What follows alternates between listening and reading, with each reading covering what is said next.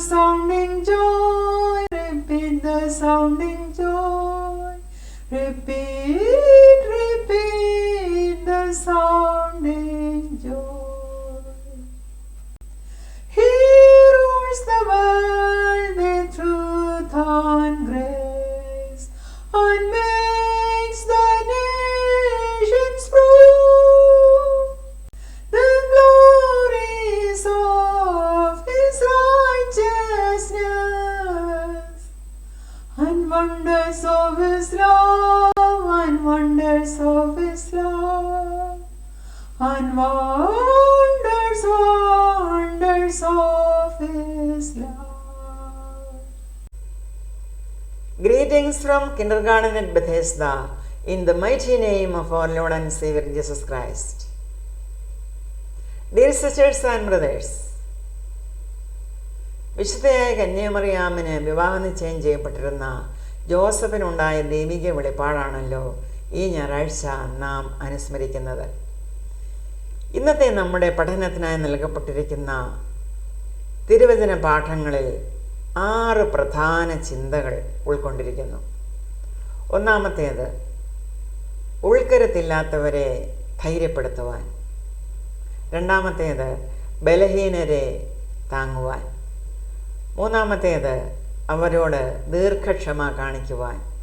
നാലാമത്തേത്, ദൈവം നമ്മിൽ ഓരോരുത്തരെയും ഓരോരോ സ്ഥാനങ്ങളിലാക്കിയിരിക്കുമ്പോൾ അവൻ നമ്മെ അറിയുന്നു എന്നുള്ള അവബോധം ഉണ്ടായിരിക്കുവാൻ.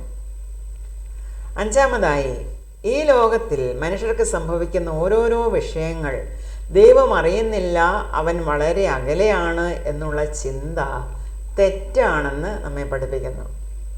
കാരണം ഇമ്മാനുവേലായ ദൈവം നമ്മോടൊപ്പം ഉള്ളപ്പോൾ നമുക്ക് സംഭവിക്കുന്ന എല്ലാ കാര്യങ്ങളും ദൈവം അറിയുന്നു. അവൻ നമ്മെ അറിയുന്നു.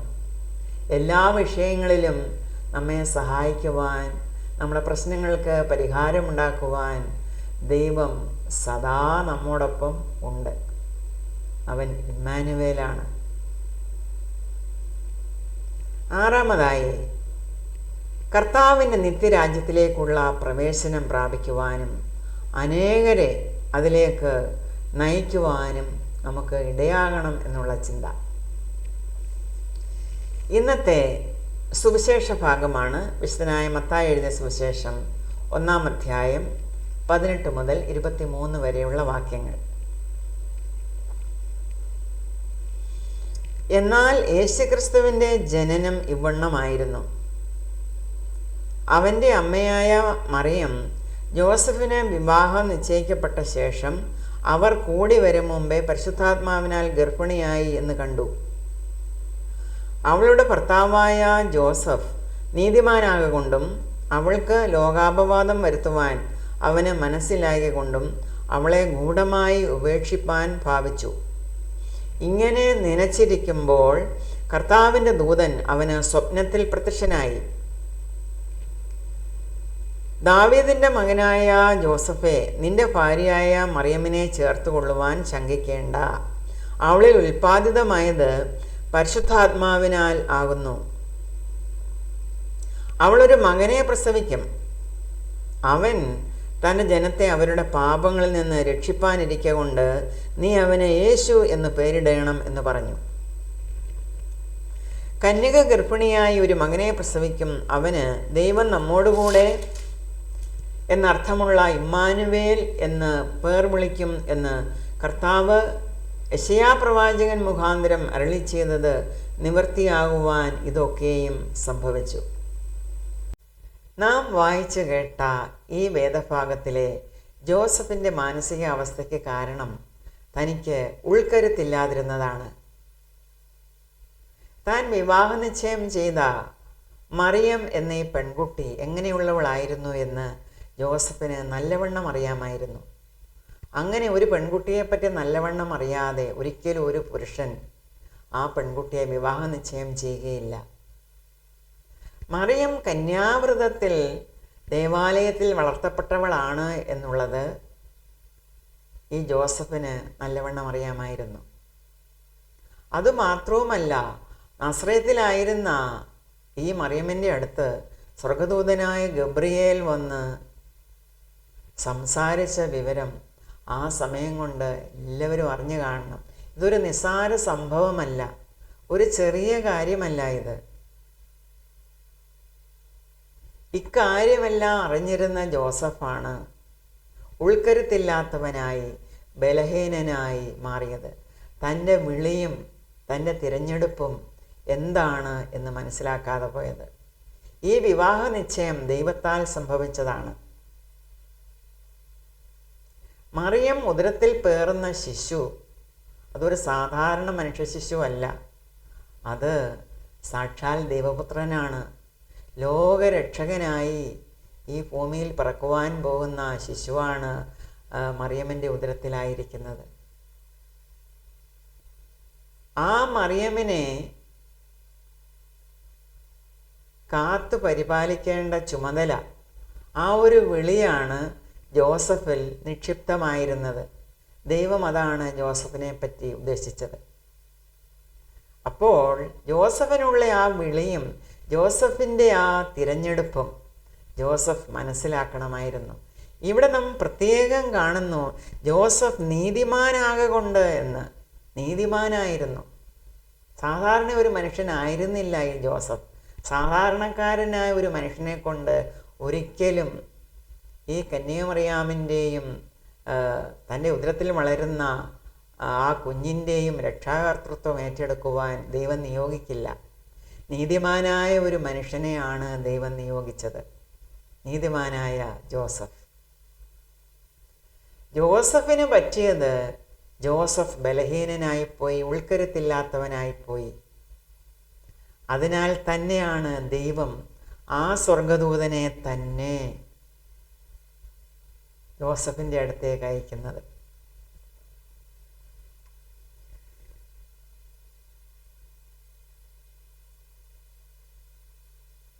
മറിയമ്മിനെ ഗൂഢമായി ഉപേക്ഷിക്കുവാൻ ഭാവിച്ചുകൊണ്ടിരിക്കുമ്പോൾ, അങ്ങനെ നനച്ചുകൊണ്ടിരിക്കുമ്പോൾ മനസ്സിൽ ചിന്തിക്കുകയാണ്. ആ ചിന്ത ദൈവം അറിഞ്ഞു. ദൈവം സ്വർഗദൂതനെ ജോസഫിൻ്റെ അടുത്തേക്ക് അയക്കുകയാണ്.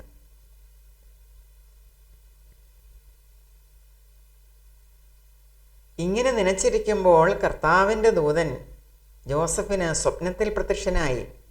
ദാവീദിൻ്റെ മകനായ ജോസഫേ, മറിയമ്മിനെ ചേർത്തുകൊള്ളുവാൻ നീ ശങ്കിക്കേണ്ട. അവളിൽ ഉൽപ്പാദിതമായത് പരിശുദ്ധാത്മാവിനാൽ ആകുന്നു. അവൾ ഒരു മകനെ പ്രസവിക്കും. അവൻ തൻ്റെ ജനത്തെ അവരുടെ പാപങ്ങളിൽ നിന്ന് രക്ഷിപ്പാനിരിക്കൊണ്ട് നീ അവന് യേശു എന്ന് പേരിടണം എന്ന് പറഞ്ഞു. അപ്പോൾ മറിയമ്മിൻ്റെ ഉദരത്തിൽ വളരുന്ന ശിശുവിന് പേരിടുവാനുള്ള ചുമതല കൂടി ദൈവം ജോസഫിന് കൊടുക്കുകയാണ്. നീ അവന് യേശു എന്ന് പേരിടണം. ഈ മറിയം തന്നെയാണ് എലിസബത്തിൻ്റെ അടുക്കൽ ചെന്നത്. തൻ്റെ ചാർച്ചക്കാരിയായ എലിസബത്ത് ഗർഭവതിയാണ് വാർദ്ധക്യത്തിൽ എന്ന് മനസ്സിലാക്കിയ മറിയം എലിസബത്തിനെ കാണുവാൻ ചെന്നപ്പോൾ മറിയം പരിശുദ്ധാത്മാവ് നിറഞ്ഞവളായി വിളിച്ചു പറയുകയാണ്, എൻ്റെ കർത്താവിൻ്റെ മാതാവ് എൻ്റെ അടുക്കൽ വരുവാനുള്ള ഭാഗ്യം എനിക്ക് എവിടെ നിന്നുണ്ടായി.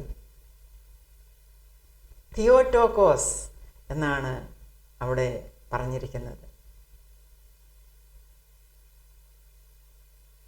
എൻ്റെ കർത്താവിൻ്റെ അമ്മ.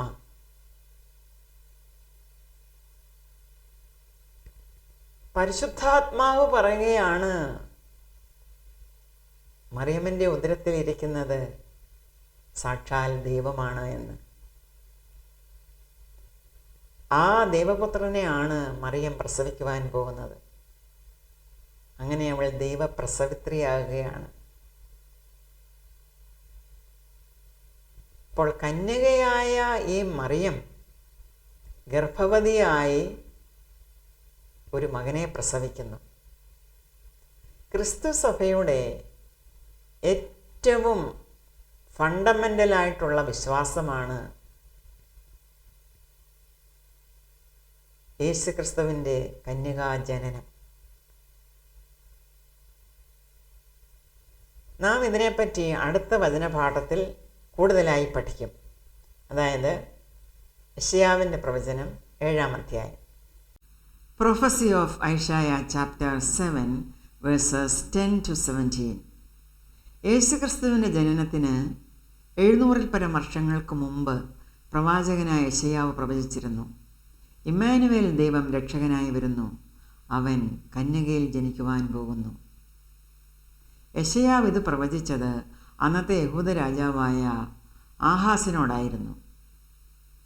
നമുക്കറിയാം, ഇസ്രായേലിൻ്റെ 3-ാമത്തെ രാജാവായിരുന്ന ശലോമോൻ രാജാവിൻ്റെ മരണശേഷം ആ രാജ്യം, ആ യുണൈറ്റഡ് മൊണാർക്കി 2ആയിട്ട് വിഭജിക്കപ്പെട്ടു. 2 രാജ്യങ്ങളായി, kingdom of Judah and kingdom of Israel. ഈ ആഹാസ് രാജാവ് കിങ്ഡം ഓഫ് ജൂദായുടെ രാജാവായിരുന്നു. ഒരിക്കൽ ഈ ആഹാസ് രാജാവിനെ ആക്രമിച്ച് രാജ്യം പിടിച്ചെടുക്കുവാൻ സിറിയയും കിങ്ഡം ഓഫ് ഇസ്രായേലും ഒരുമിച്ച് വന്നു. അത് ഈ ആഹാസ് രാജാവിനെ വളരെയധികം വിഷമിപ്പിച്ചു. താൻ തനിയെ എങ്ങനെയാണ് ഈ 2 പ്രബല രാജ്യങ്ങളെ അവർ സർവ്വസന്നാഹങ്ങളുമായി വരുമ്പോൾ എതിരിടുക? താൻ ജയിക്കുമോ? ആഹാസ് രാജാവ് ഉൾക്കരുത്തില്ലാത്തവനായി മാറി, ബലഹീനനായി മാറി, വളരെയധികം വിഷമിച്ചു. പക്ഷേ ഈ രാജാവ് ദൈവത്തോട് ആലോചന ചോദിക്കുകയോ ദൈവമുഖം അന്വേഷിക്കുകയോ ചെയ്യാതെ വിജാതീയ രാജാവായ അസീറിയൻ രാജാവിനോട് സഹായം ചോദിച്ചു. പ്രിയ സഹോദരങ്ങളെ, നാം ഇവിടെ ഒരു കാര്യം മനസ്സിലാക്കണം. ദൈവമാണ് തൻ്റെ ജനത്തെ നയിക്കുവാൻ രാജാക്കന്മാരെ തിരഞ്ഞെടുക്കുന്നത്. ആഹാസ് രാജാവിനെ കിങ്ഡം ഓഫ് ജൂദായെ ഭരിക്കുവാൻ ദൈവമാണ് വിളിച്ചത്. ദൈവത്തിൻ്റെ തിരഞ്ഞെടുപ്പായിരുന്നു ആഹാസ് രാജാവ്. പക്ഷേ രാജാവ് ദൈവത്തിൻ്റെ ഈ വിളിയും തിരഞ്ഞെടുപ്പും ഗൗരവമായി എടുത്തില്ല.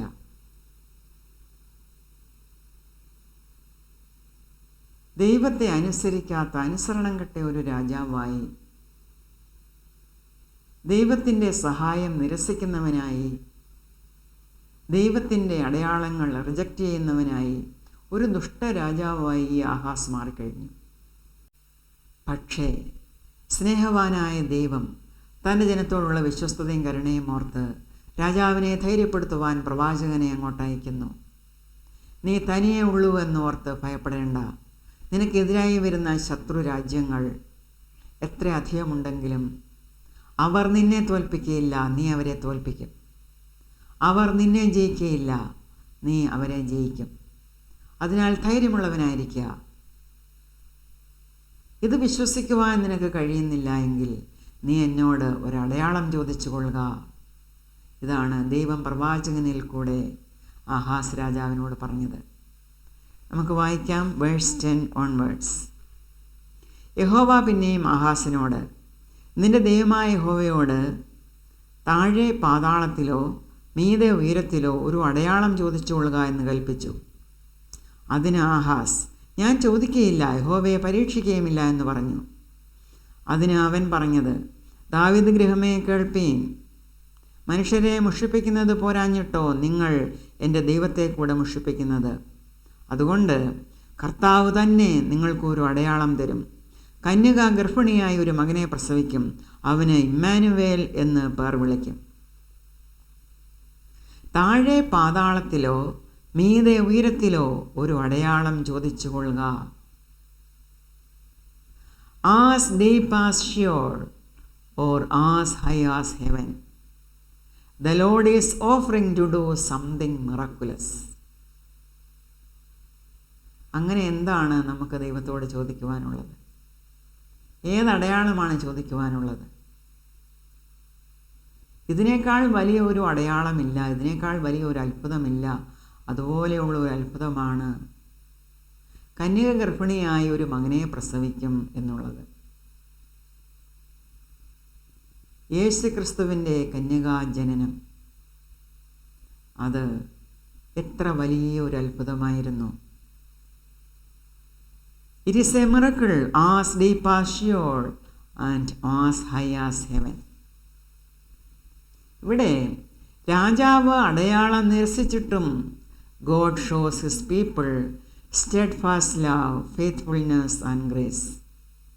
ഇവിടെ ആഹാസ് പറഞ്ഞ ന്യായം എന്താണ്? ആഹാസ് പറഞ്ഞത്, ഞാൻ ദൈവത്തെ പരീക്ഷിക്കുകയില്ല, ഞാൻ ദൈവത്തോട് അടയാളം ചോദിക്കുകയില്ല എന്ന്. എത്ര വിഡ്ഢിയായിരുന്നു ആഹാസ്! ഇത് ഒരു പരീക്ഷയായിരുന്നുവോ? It was not a test, it was an offer. അതായിരുന്നു ആഹാസ് നിരസിച്ചത്. പ്രിയ സഹോദരങ്ങളെ, ദൈവം നമ്മോട് തൻ്റെ പ്രവൃത്തി വെളിപ്പെടുത്തുവാൻ ഒരടയാളം ചോദിച്ചു കൊള്ളുക എന്ന് പറയുമ്പോൾ ദൈവത്തിലുള്ള നമ്മുടെ വിശ്വാസം, അതിനാൽ നാം ചോദിക്കുകയാണ് ചെയ്യുന്നത്. അടയാളം കാണണം, അത്ഭുതം കാണണം, അതാണ് നമ്മുടെ ആഗ്രഹം. അത് ദൈവത്തിലുള്ള നമ്മുടെ വിശ്വാസമാണ് കാണിക്കുന്നത്. ദൈവം നമ്മിൽ കൂടെ തൻ്റെ പ്രവൃത്തി ചെയ്യുന്നു. അത് താൻ നിവർത്തിക്കും, അത് ചെയ്യും. അതിന് അടയാളത്തിൻ്റെ ഒന്നും ആവശ്യമില്ല. ദൈവം നമ്മെ അത്രമാത്രം സ്നേഹിക്കുന്നത് കൊണ്ട് ദൈവം തൻ്റെ പ്രവൃത്തി നമ്മിൽ കൂടെ നിവർത്തിക്കും. ദൈവത്തിലുള്ള ആഴമായ വിശ്വാസം, അതില്ലാത്തവർക്കാണ് അടയാളം വേണ്ടിയത്. പക്ഷേ നമ്മെ സംബന്ധിച്ചിടത്തോളം ദൈവമാണ് നമ്മിൽ വസിക്കുന്നത്. നമ്മിൽ വസിച്ചുകൊണ്ട് ദൈവം തൻ്റെ പ്രവൃത്തി ചെയ്യുകയാണ്. ദിനംതോറും അനുനിമിഷം നാം ദൈവത്തിൻ്റെ അത്ഭുത പ്രവൃത്തികളാണ് കണ്ടുകൊണ്ടിരിക്കുന്നത്. ഉൾക്കരുത്തില്ലാത്തവരെ ധൈര്യപ്പെടുത്തേണ്ടതിൻ്റെ, ബലഹീനരെ താങ്ങേണ്ടതിൻ്റെ ആവശ്യകത പൗലോസ് അപ്പോസ്തലൻ പറഞ്ഞിരിക്കുന്നു. 1 Thessalonians chapter 5 verses 12-22. സഹോദരന്മാരെ, നിങ്ങളുടെ ഇടയിൽ അധ്വാനിക്കുകയും കർത്താവിൽ നിങ്ങളെ ഭരിക്കുകയും പ്രബോധിപ്പിക്കുകയും ചെയ്യുന്നവരെ അറിഞ്ഞ് അവരുടെ വേല നിമിത്തം ഏറ്റവും സ്നേഹത്തോടെ വിചാരിക്കണമെന്ന് നിങ്ങളോട് അപേക്ഷിക്കുന്നു. തമ്മിൽ സമാധാനമായിരിപ്പീൻ.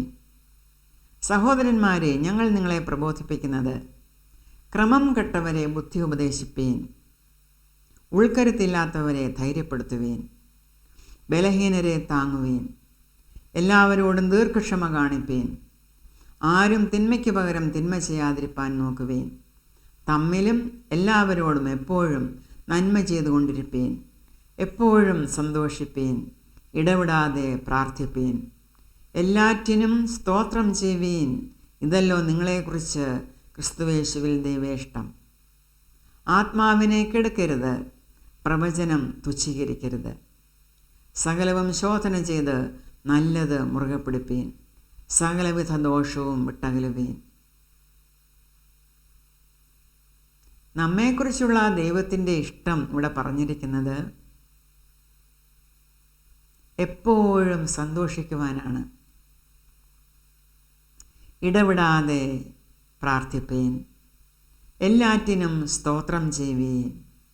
ഇതല്ലോ നമ്മെക്കുറിച്ച് ക്രിസ്തുയേശുവിൽ ദൈവേഷ്ടം.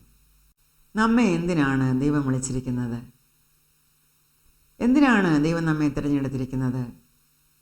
അത് നാം മനസ്സിലാക്കി ദൈവത്തിൻ്റെ വിളിയും തിരഞ്ഞെടുപ്പും ഗൗരവമായി എടുത്ത് അത് ഉറപ്പാക്കുവാൻ അധികം ശ്രദ്ധിക്കണമെന്ന് പത്രോസ് അപ്പോസ്തലൻ നമ്മോട് പറയുന്നു. 2 Peter chapter 1 verses 5-11. അത് നിമിത്തം തന്നെ നിങ്ങൾ സകല ഉത്സാഹവും കഴിച്ച് നിങ്ങളുടെ വിശ്വാസത്തോട് വീര്യവും, വീര്യത്തോട് പരിജ്ഞാനവും, പരിജ്ഞാനത്തോട് ഇന്ദ്രിയജയവും, ഇന്ദ്രിയജയത്തോട് സ്ഥിരതയും, സ്ഥിരതയോട് ഭക്തിയും, ഭക്തിയോട് സഹോദരപ്രീതിയും, സഹോദരപ്രീതിയോട് സ്നേഹവും കൂട്ടിക്കൊള്ളുവീൻ. ഇവ നിങ്ങൾക്കുണ്ടായി വർദ്ധിക്കുന്നുവെങ്കിൽ നിങ്ങൾ നമ്മുടെ കർത്താവായ യേശുക്രിസ്തുവിൻ്റെ പരിജ്ഞാനം സംബന്ധിച്ച് ഉത്സാഹമില്ലാത്തവരും നിഷ്ഫലന്മാരുമായിരിക്കയില്ല. അവയില്ലാത്തവനോ കുരുടനത്രേ, അവൻ ഹ്രസ്വദൃഷ്ടിയുള്ളവനും തൻ്റെ മുമ്പിലത്തെ പാപങ്ങളുടെ ശുദ്ധീകരണം മറന്നവനും തന്നെ. അതുകൊണ്ട് സഹോദരന്മാരെ, നിങ്ങളുടെ വിളിയും തിരഞ്ഞെടുപ്പും ഉറപ്പാക്കുവാൻ അധികം ശ്രമിപ്പീൻ. ഇങ്ങനെ ചെയ്താൽ നിങ്ങൾ ഒരു നാളും ഇടറിപ്പോകാതെ നമ്മുടെ കർത്താവും രക്ഷിതാവുമായ യേശുക്രിസ്തുവിൻ്റെ നിത്യരാജ്യത്തിലേക്കുള്ള പ്രവേശനം ധാരാളമായി പ്രാപിക്കും. ദൈവം നമ്മെ വിളിച്ചിരിക്കുന്നതും തിരഞ്ഞെടുത്തിരിക്കുന്നതും തന്നോടൊപ്പമുള്ള വാസത്തിനാണ്. നമ്മുടെ ദൈവത്തോടൊപ്പമുള്ള ആ കൂട്ടായ്മ അനുഭവിക്കുവാനാണ്, ആ സന്തോഷത്തിൽ പങ്കുചേരുവാനാണ്.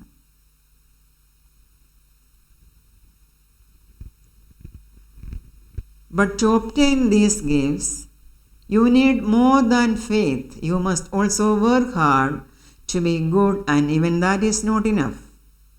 For then, you must learn to know God better and discover what He wants you to do.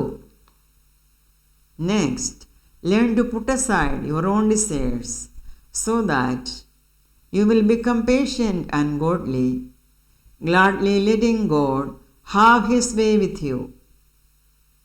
This will make possible the next step, which is for you to enjoy other people and to like them, and finally you will grow to love them deeply. The more you go on in this way, the more you will grow strong spiritually and become fruitful and useful to our Lord Jesus Christ. But anyone who fails to go after these additions to faith is blind indeed, or at least very short-sighted, and has forgotten that God delivered him from the old life of sin so that now he can live a strong and good life for the Lord. So, dear brothers, work hard to prove that you really are among those who God has called and chosen, and then you will never stumble or fall away. And God will open wide the gates of heaven for you to enter into the eternal kingdom of our Lord and Savior Jesus Christ. May the grace of our Lord Jesus Christ be with you till we meet again with yet another episode. I bless you in Jesus' name. Amen.